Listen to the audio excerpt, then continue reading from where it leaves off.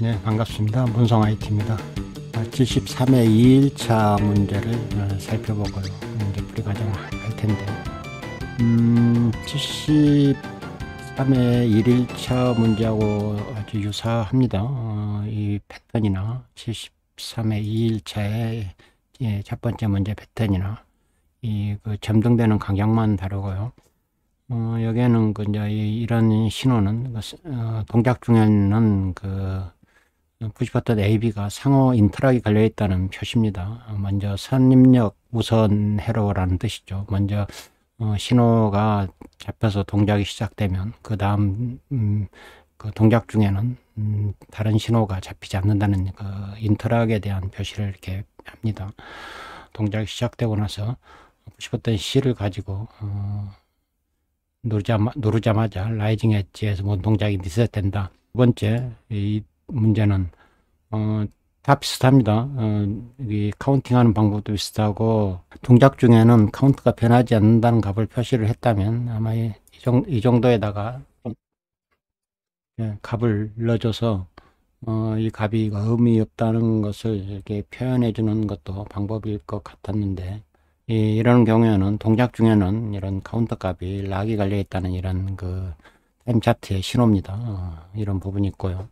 이런 부분도 있다고 한번 가정을 해보고요. 그래서 또 동작은 똑같이 하는데, 여기에서 이 PLA가 동작되는 시간을 구하는 수식만 좀 바뀌었습니다. 수식이 이 앞전 1일차에서는 제곱근에 더하기 하는 이제 우리 그 직각삼각형의 빗변을 구하는 공식이었다면, 이번 식은 그냥 변형해서 전체 스퀘어 안에 AB 값을 곱해 가지고 그 값의 루트 근을 스퀘어 루트를 구하는 그런 식으로만 변형이 됐어요. 이것만 그 식에서 바꿔주면 될 것 같고, 그 다음에 여기에 이제 또 함정이 하나, 이제 이 반전에 시작이 PLC는 PLA로 바뀌었고 PLD는 PLB의 반전으로 바뀌었습니다. PLE의 이제 그 익스크루시브와 베타적 논리 합은 뭐 그대로 유의하고요. 가끔가다 이런 식으로 우리 너무 익숙한 패턴에서는 꼭 그 익숙한 패턴이 나왔을 때 혹시 순서를 뒤바뀌지 않았냐를 늘 보라고 했고요. 그래서 이번에는 이제 그 기존에 있는 1일차에 했던 문제를 가지고 그냥 세이브 에즈 2일차 문제로 해서 일부만 내가 수정을 한번 해보고, 그 남은 시간에는 그 변수의 실제 그 롱 타입하고 인티저 타입, 뭐 더블 이런 타입에 대한 그 워드 단위의 길이가 있는데, 우리가 이 1일차에서는 너무 내용이 부실했던 것 같고요. 물론 자세한 이야기는 그 제가 기출문제 뽀개기라는 그 에피소드만 모아놓은 자료에 보면은 4번에서 5번까지에 보면은 변수하고 변수의 길이, 그 다음에 각종 그 변수를 정의하는 타입들의 사이즈에 대해서 설명을 해놓은 그 영상이 있거든요. 그 영상을 참고해 보시는데, 오늘은 간단하게 그 메모리가 실제 그 값으로 변형을 해서 선언해서 바꿔주지 않으면 어떻게 메모리가 뭉개지는지를 한번 보여드리겠습니다. 자, 일단 기존의 프로그램을 다른 이름으로 세이브를 할게요. 만연 73에 다시 언더바 2 2일차로 이렇게 바꿔서 이 프로그램의 일부를 수정하겠습니다. 변수도 그대로 있고요. IO 파라미터도 그대로 있고, 프로그램의 이제 첫 번째 1일차 문제부터 바꾸는데, 1일차 문제는 여기에 상호 인터락 문제만 좀 추가해서 넣으면 될 것 같습니다. 푸시버튼 A가 눌러졌을 때, B가 눌러졌을 때 각자 독립적인 인터락을 하는데, M2가 눌러졌다면, 이 M2가 먼저 발생이 됐다면 M1이 눌러주면 안 되겠죠. 여기는 또 반대편에 M1 이렇게 넣어주면 상호 인터락이 된 겁니다. 이렇게 전부 다 이 1일차를 2일차로 일괄 바꾸는 찾기 바꾸기 하다 보면 문자열 찾기,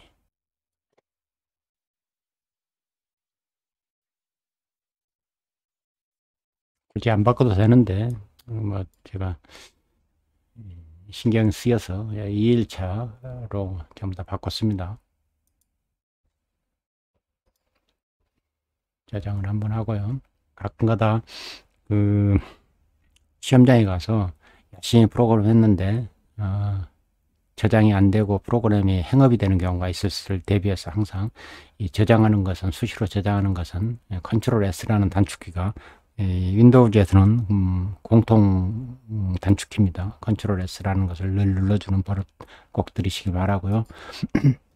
자, 이 문제를 풀어보기 위해서 기존에 인터락만 추가를 했습니다. 그리고 길이도 여기다 한 칸이 2초니까 둘, 셋, 넷, 다섯, 5초, 10초짜리 그냥 그대로 쓰면 될 것 같습니다. 그 다음에 초기화도 M1, M2를 초기화해 주는 것까지 달라질 게 없고요. 여기에 이제 출력만 범위가 달라지면 될 것 같아요. 출력을 한번 바꿔보겠습니다. 여기가 0초, 그러니까 1부터 시작하는 1초 단위라면 여기는 20부터 시작되는 단위가 될 거고요. 40이 되고, 여기가 2초니까 여기가 60이 될 거고, 여기가 70, 80, 100 맞네요. 여기가 46이 맞습니다.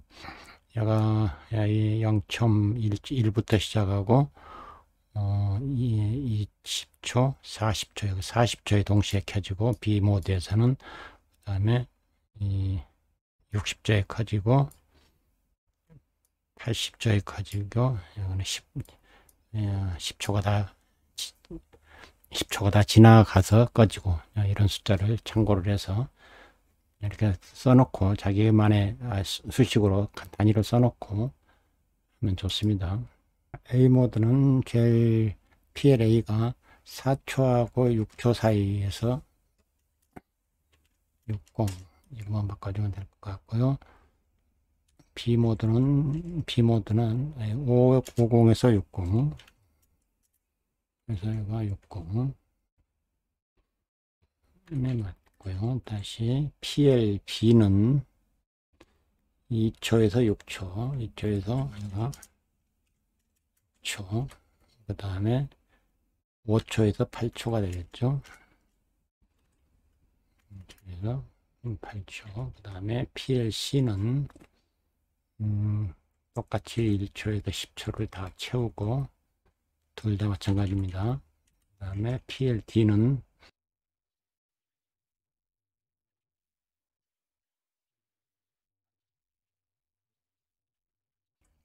일단 그 문제 2에 대한 것은 동작 안 할 거니까 이거 바꾸고 테스트를 한번 해보겠습니다.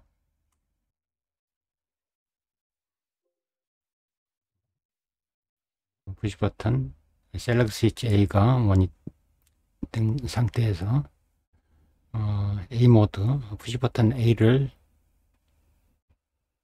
눌렀다 떼면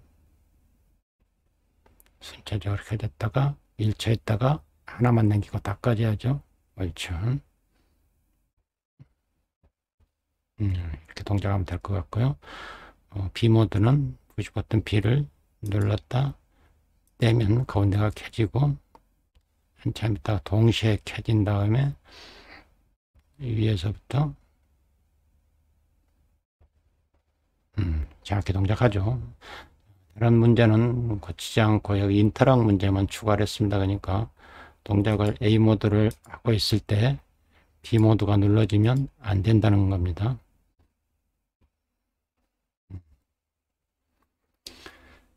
네, 인터락 문제 해결했고요.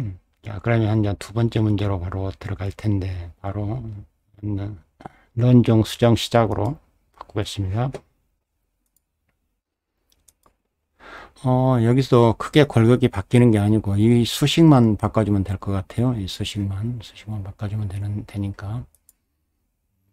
그러면 2번 문제를 가려면 2번은 2번의 전제 조건이 같고 문제 2에 푸시 버튼 A를 눌러서 여기는 이미 우리가 그 인터락을 걸었습니다. 이거 맥시멈 10개 걸어놓고 각자 이게 A 값 B 값 만들었고요. 둘 다 값이 크다고 가정을 하겠습니다. 만들고 그다음에 이렇게 해서 여기서는 이게 필요 없죠. 두 번을 곱할 필요가 없고, 컨트롤 D로 날려버리고 C10과 C12를 곱해서 D12에다가 여러분들이 그 메모리 간격 때문에 그 메모리 어드레스를 이렇게 나열할 때 아주 듬성듬성 띄어서 하는 경우가 있거든요.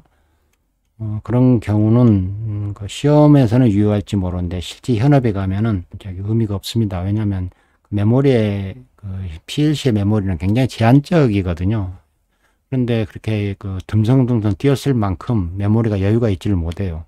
굉장히 필요한 만큼만 탁탁 붙어 써야 되는 그런 상황이 벌어지는데 처음부터 그런 그 프로그램 기법에 대해서 교육을 습관을 들이지 않으면 나중에 고치기 힘듭니다.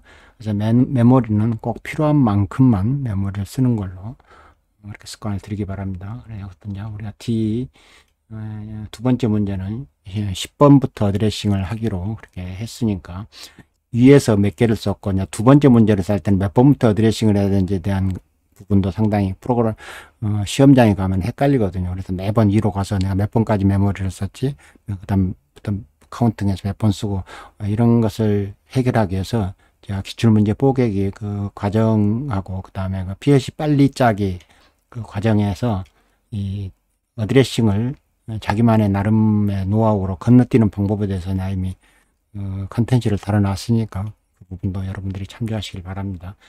이 두 번째 문제는 D 값을 D 타입을 쓰는데 우리가 처음 쓰는 거잖아요. 그래서 두 번째 D 타입은 D10부터 시작합니다. D10이라고 쓰고요. 여기서 이제 D10을 우리가 이 D10으로 왔던 이 값을 롱형의 배정형 그 값으로 고쳐줘야 되는데 여기는 어떻게 해야 됩니까? D10이고 그 다음에 이 인티저로 들어왔을 때는 두 개의 워드 값만 쓴다고 그랬잖아요. 그러니까 D10이고 그 다음에 D14를 쓰면 바로 리얼 값으로 바뀌었을 겁니다. 근데 이제 D14가 스퀘어 루트가 돼서 저장할 값은 여기서 4개를 건넜다니까 14, 15, 16, 17까지 쓰니까 18, D18에다 저장을 하면 결과가 중첩되지 않고 데이터 값이 뭉개지지 않고 가게 될 겁니다. 그래서 D18을 다시 갔다가 어디다 하냐면 D18에는 18, 19, 20, 21까지 있어야 되니까 이 D22에다가 인티저 값으로 이렇게 저장해 놓으면 될 것 같아요. 그래서 그를 D22 저장해서 10을 곱해서 다시 이거는 D22에다 놔도 되고 D14에다가 놔볼까요? D14 이렇게 놓으면 D14가 이제 맞았습니다. D22에다 10을 곱해서 D24에다 자기 값에다가 곱하는 것도 되는데 그냥 독자적인 D14 영역에다가 썼습니다. 그러면 여기다 딱 D14가 떨어졌어요. 타이머 이 타이머는 실제 이 길이가 4천지 아닌지를 계산하기 위해서 제가 그 0.5 단위로 폴링을 하는 이런 시그널을 꼭 같이 넣어주는 게 그 감독관이 이게 실제 4천지는 이 두 번째 PLB가 깜빡거리는 걸 보고 4초를 계산했구나, 5번 깜빡거리면 5초를 계산했구나를 체크하기 위해서 만들어 놓은 이 시그널이에요. 그러니까 꼭 이런 시그널은 이렇게 써줘야 된다. 시험 문제를 낼 또 이렇게 내야 된다는 이야기를 내가 여러 번 말씀을 드렸고요. 이 골격은 또 그대로 유지만 되면 될 것 같고, 여기만 좀 두 값을 다이렉트로 곱해서 스퀘어 루트로 치환해서 다시 롱 타입을 인티저 타입으로 바꾸는 이것만 하면 될 것 같습니다. 그래서 똑같이 하고 여기서 지워야 될 게 D10부터 D14, 22, 14, 18이 여기는 이 18을 지워야겠네요. D18,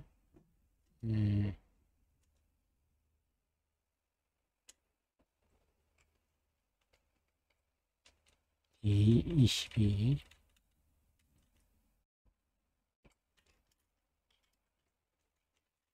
이렇게 지워지고, M12 카운터 지우는 건 맞고요. 그 다음에 여기는 두 번째 문제 PL1이 M12였을 때 T10까지 필요한 비접점이 될 때 그대로 쓰면 되고요. 이것도 그대로 쓰면 되고, 0.5, 1에서 5까지 0.5초간 폴링하는 거죠.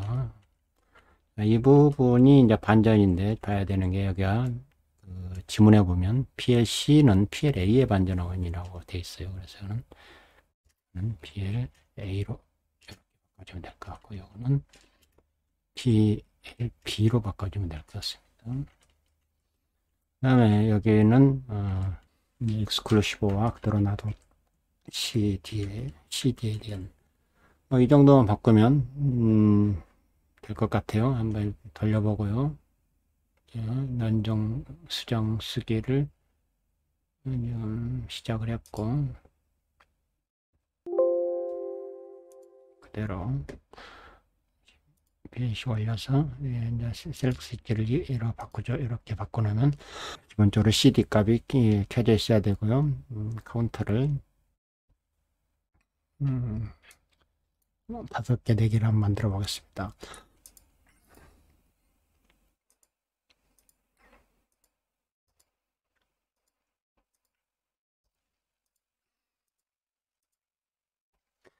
다섯 개, 4개를 만들어서 그 두 값을 곱하고 스퀘어 루트를 하기 위해서는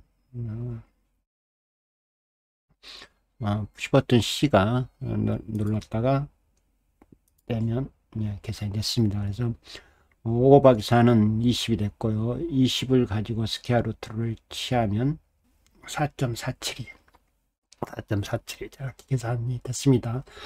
4.472를 인티저로 환원하면 뒤에 있는 소점이 다 떨어지고 4만 됐고요. 그래서 10을 곱해서 40으로 그래서 4초짜리 타이머가 돌게 되겠습니다. 이렇게 우리가 이 대리 변수, 델리게이트 변수라고 했는데, 이 변수를 하는 것은 이 값이 실제 여기서 계산한 값이 여기서 나열이 돼 주는 게 맞는데, 그러려면은 이 레더 다이어그램의 노드 수를 쭉 뒤로 보기 싫게 늘려야 되는데, 한눈에 들어오게 하기 위해서는 여러분들이 노드를 안 늘리고 하는 방법이 바로 변수 하나를 출력하고 그 출력이 발생했을 때 이런 식으로 이어가는 대리 변수라고 그랬습니다. 델리게이트 변수라고 했는데, 이런 기법에 대한 설명도 했고요. 일단 테스트를 해보고 이런 변수들이 그렇게 그 자리에 가 있는 이유에 대해서 메모리 시스템 디바이스를 어떤 값이 들어있는지를 모니터링하는 창을 열어서 한번 보도록 하겠습니다. 동작 정상적으로 하는지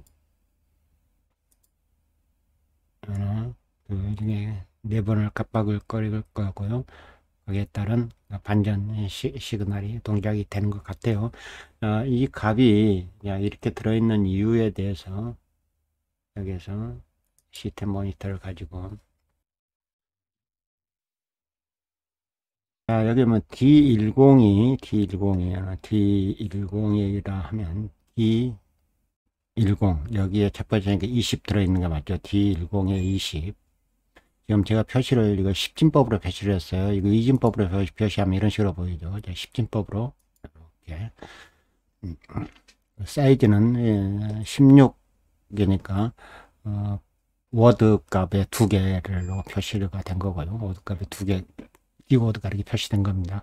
그래서 제가 인티저를 표현할 때는 워드 2개를 가지고 여기 지금 16비트를 가지고 표시를 한다고 그랬잖아요. 16비트. 그냥 8비트가 한 워드라고 그랬으니까 워드가 2개면은 16비트가 됩니다. 16비트를 가지고 이렇게 하나의 워드를 표시한다고 그랬습니다. 이게 인티저를 표시하는 방법이고 D10이면 이 자리죠. 여기가 D10이 이 자리고 D14에다가 옮겼습니다. D14면 D13은 이 자리가 될 겁니다. 이 자리인데 이 값의 D14 자리에 값은 뭐가 들어있어요?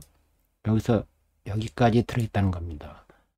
표현이 결국은 이 D14에도 옮겨놓으면 이 값을 D14에도 옮겨서 숫자로 표현하면 이런 숫자로 표현이 된다는 거예요. 이렇게 네 자릿수예요. 실제 우리가 D14를 가지고 이 D14를 가지고 저기 스퀘어 루트를 계산하라고 했더니 이 값을 가지고 계산한 거잖아요. 그래서 D18에다가 D18이면 여기서 여기까지를 말합니다. 이 자리에서 여기까지. 이 자리를 지금 자리가 차지하고 있는데 우리가 알 수 없는 의미 없는 값입니다. 왜냐하면 이 네 개 자리의 수의 조합을 가지고 뭘 만들었다고 4.4721135라는 수를 표현을 한 거예요. 이건 내부적으로 어떻게 계산하는지는 좀 더 이 컴퓨터의 그 내부 알고리즘하고 관련되니까 언급하지는 않겠습니다. 그래서 그 D18이 의미하는 것은 이 자리를 말하는 건데 이 자리에서 여기서 말하는 네 자리를 갖다가 다시 D22에다 갖다 놨어요. D22는 어딥니까? D22면 여기잖아요. 여기. 그래서 4가 들어있습니다. 그래서 의미를 잘 보셔야 될 게 이 값과 이 값의 4개 바이트가 그래서 이 값에다가 우리가 잘못된 이런 어드레스에다 막 어떤 값을 갖다 참조했으면 어떤 엉뚱한 수를 갖다 쓸 수밖에 없는 그런 상황이 벌어진다는 거예요. 그죠? 그래서 정확히 필요한 사이즈만큼을 건너뛸 수 있는 그래서 그거 잘 계산해서 이 변수의 디바이스 타입의 어드레스를 계산하는 그런 연습을 꼭 들이시기를 바라겠습니다.